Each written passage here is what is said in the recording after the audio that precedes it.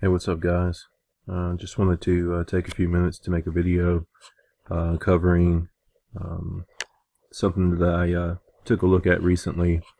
I actually watched a video, so give credit to Gons at Face Like in Orlando, and also the Christina Grimmie murder. And he also covered some information about an event that's happening in July called Reset 2016. And the things that he talked about there in that video prompted me to take a closer look at this event. And so I wanted to share with you guys some things that I've seen tonight. So I'm going to cover this as quickly as I can. There's a lot really to understand if you would be new to the subject matter that we'll be looking at tonight. I'm not going to go into a tremendous amount of depth, but you'll be able to see from what I'm going to share with you that there could be some things that we may want to pay close attention to.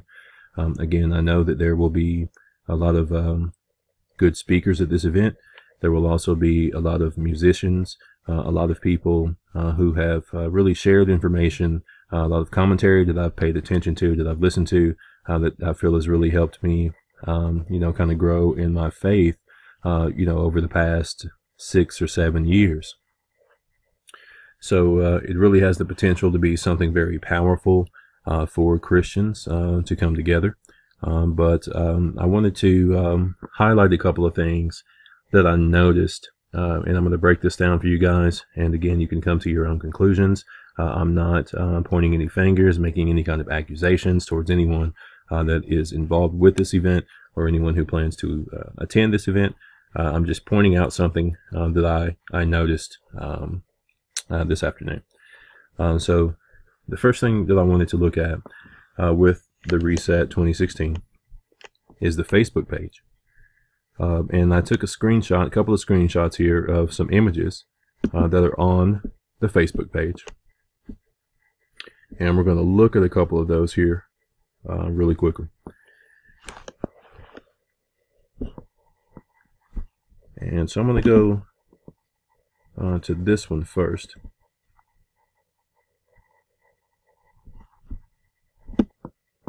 Right, the first picture that I noticed on the Reset 2016 Facebook page was a confirmation that Pope Francis will in fact be involved with this event. We're thrilled to announce that Pope Francis will be recording a special video greeting for us to share at the National Mall. So this event is taking place in July, and they're meeting at the National Mall in Washington D.C. And basically it's a gathering of Christians and various churches all coming together for Christ. And so the idea behind it is something that's really good and something that's really, like I said, potentially powerful. But then the other photo that the other picture I saw that they uploaded to the Facebook page was this picture. And sorry, I got the crosshairs there in the screenshot, but you can see again, Together 2016. So it says here, imagine the whole church rallying together on one day. Then imagine what that united church can do going from this place. And you see the picture of the United States flag, and in the background you see the Washington Monument. Now there's a couple of reasons why this is interesting. If you're familiar with how should I say it? If you know anything at all about the history of the Washington Monument, then obviously there's no denying it. It's an obelisk. That's what it is. And so the obelisk, if you're not familiar with that, what an obelisk is, it's actually just a stone structure. Usually it's square at the bottom, it's pyramid at the top, and they are commonly found in Egypt. You can take a look at Wikipedia. Just do a quick search there to find out more information about the obelisk. They do have, you can see here that you've got hieroglyphics in the obelisk. And you see that it does in fact have a reference to the ancient Egyptians. Now the other thing to be aware of here is that the obelisk, oftentimes in Egypt, was a symbol to represent the sun god, Ra. So the obelisk often represented the sun god, Ra. So we have an obelisk that is in Washington, D.C. The other place outside of Egypt, and it's not the only ones, but the other place outside of Egypt where you can find an obelisk is in Vatican City, where the Pope is. And so we have the image of the obelisk. We have confirmation that the Pope has prepared a special message for the people that will be attending this event. And so if we take a closer look at Pope Francis, one of the things that we know about him, and it's really not any kind of secret, Pope Francis is affiliated with the Jesuit order.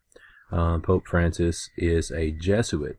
There's an article that comes up on Google if you just do a search. To understand Pope Francis, you need to know about the Jesuits. Pope Francis, the 266th and current Pope of the Roman Catholic Church. He chose Francis as his papal name in honor of Saint Francis of Assisi. Let's take a look at this one, Jesuits.org. Pope Francis, the first Jesuit Pope, will make his first visit to the United States. And I'll leave links to any of these articles with the video. You can take a look and see what it says.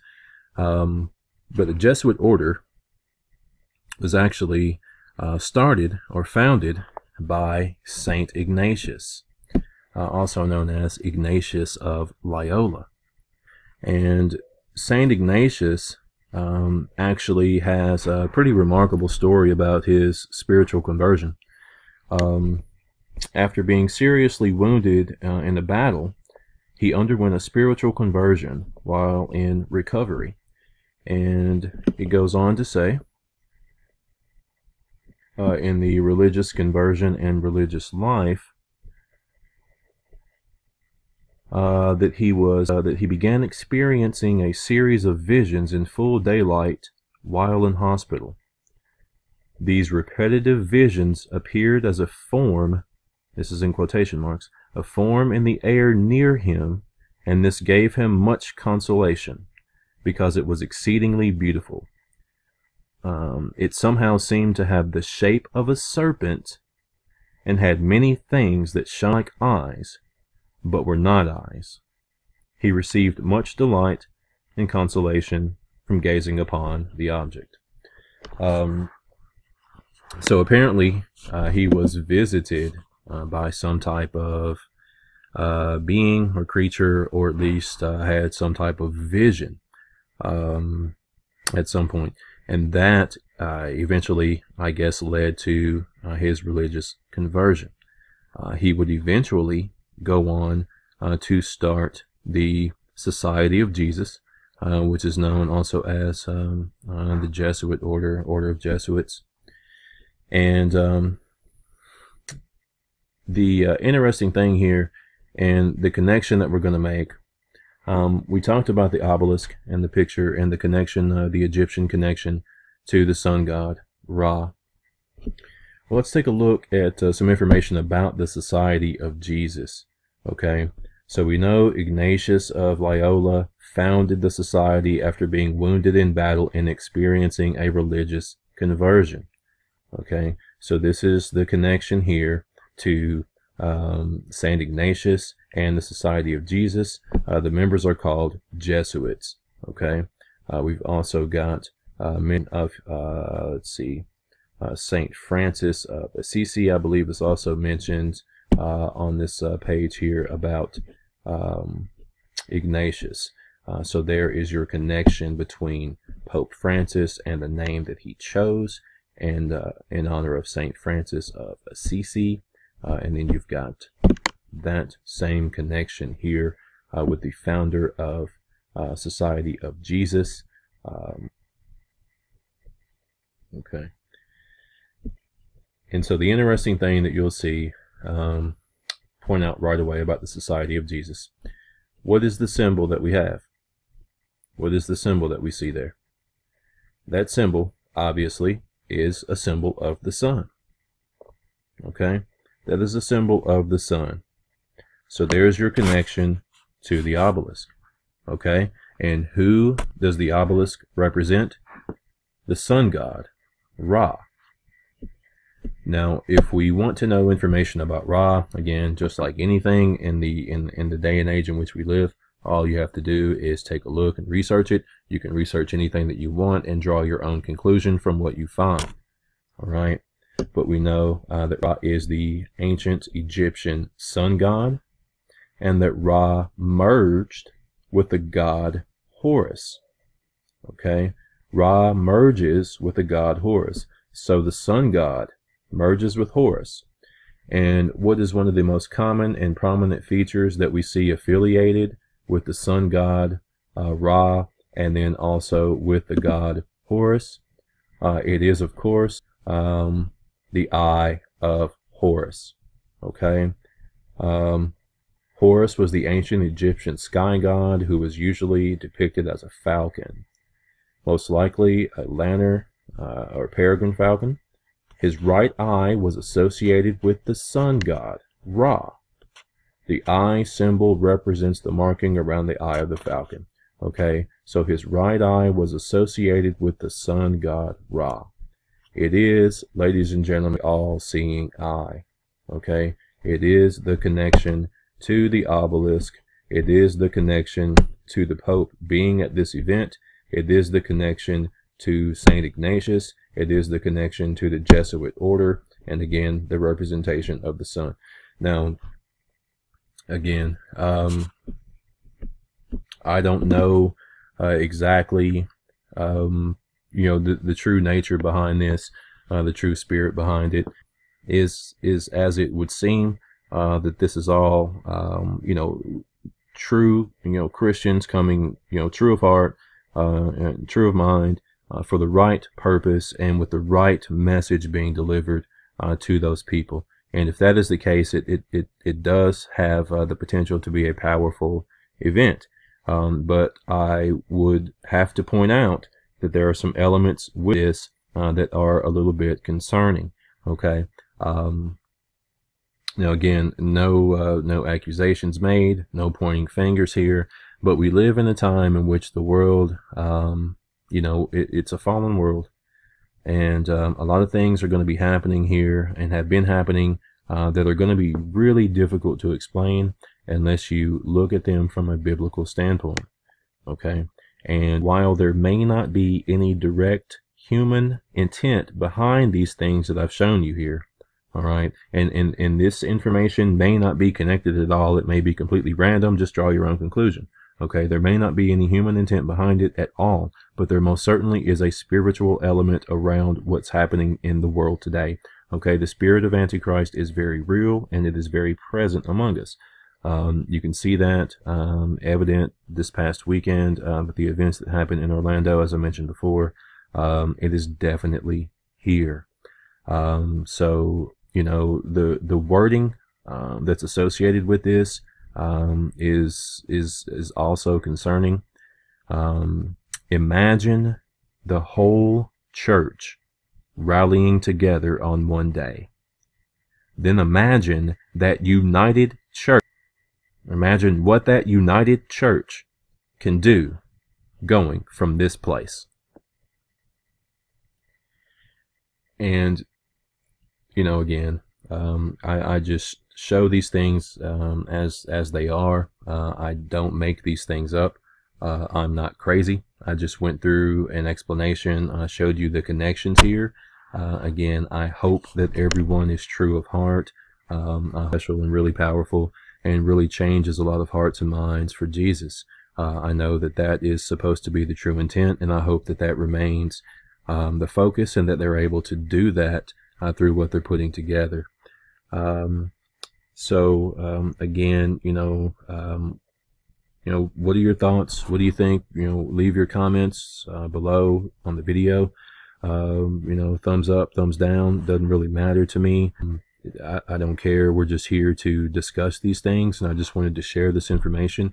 Give me your thoughts. Is it completely coincidental that the obelisk is there, and that the wording is what the United Church can do going from this place? I mean, is it all again coincidental?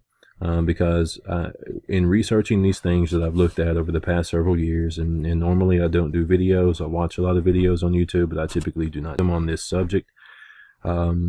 But these are not the conclusions that you want to draw. You do not want to draw these conclusions. So these are things that do not make me happy. But again, if you look at them and you understand that regardless of where you are in the physical world, that according to Ephesians 6:12, that we are in a spiritual battle, okay? We do not battle against flesh and blood, all right? And you have to keep that in consideration. So considering that there is something outside of what we typically see day in and day out, and that if the Bible is truth, and I believe in all of my heart that it is, that we will at some point see this battle take place.